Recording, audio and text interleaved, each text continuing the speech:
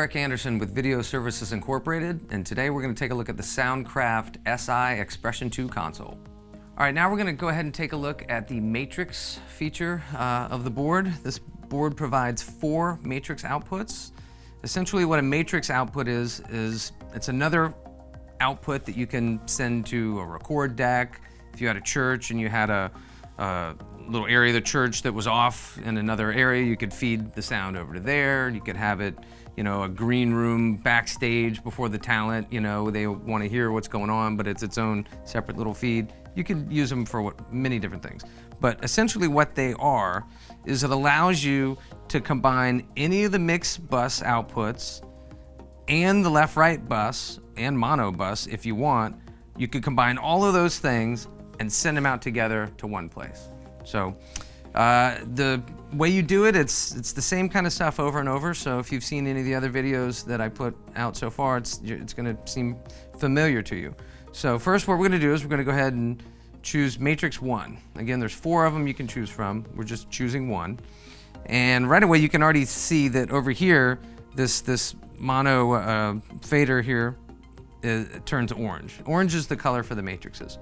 So now you're going to go down and look at layer C, and that's where you see all these orange channels now.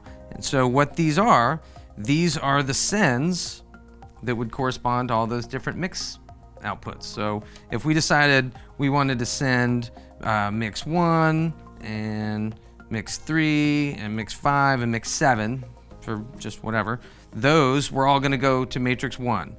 And then we're like, okay, great, but you know what? We also want to include the stereo bus. So these give you the individual mix outputs here.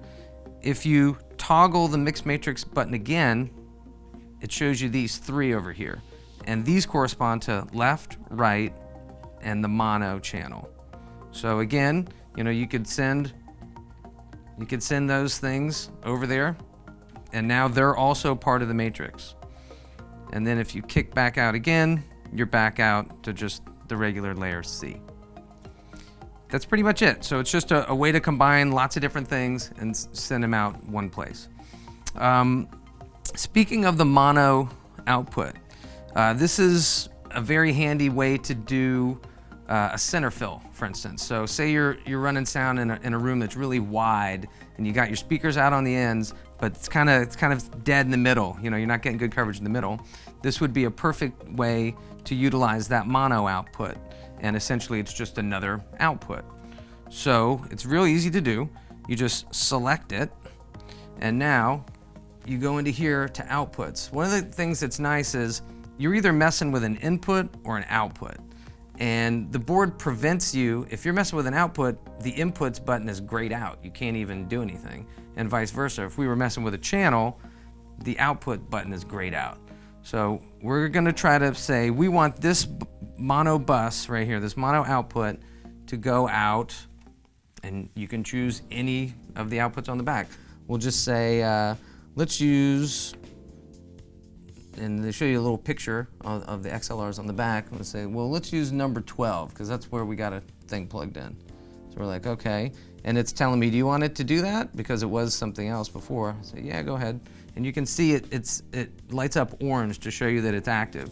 So now essentially what's going on is we've got our main left-right, and then we've got a whole separate, essentially it's the same left-right information, just in mono. So it's the whole mix of the show. And here's another fader of it that's separate that would be feeding the center fill area. So very easily with these 2 faders, you can get a nice blend all the way across, and you don't have a dead spot in the middle. So in terms of inputs and outputs, it's always, you're gonna select something, whether it's a channel or a mix out or the mono feed or a matrix or whatever it is.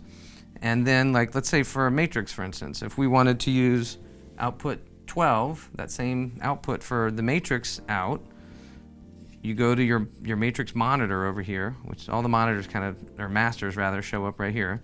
You select it, go into outputs again, and we would say, go down patching. Yeah, we want to use, and it's the same little picture window, we're gonna use number 12. and it's saying, oh, well, hang on, you were using that for something else before. Do you want to change it? Yeah, sure. And so now our matrix 1 output is coming out 12, going to wherever it's going. So that's about it. That's matrices, using the mono channel as a center fill, and just generally understanding that you can make any input or output be whatever you want it to be just by going in there and moving things around. All right, hopefully that was helpful. Thanks a lot.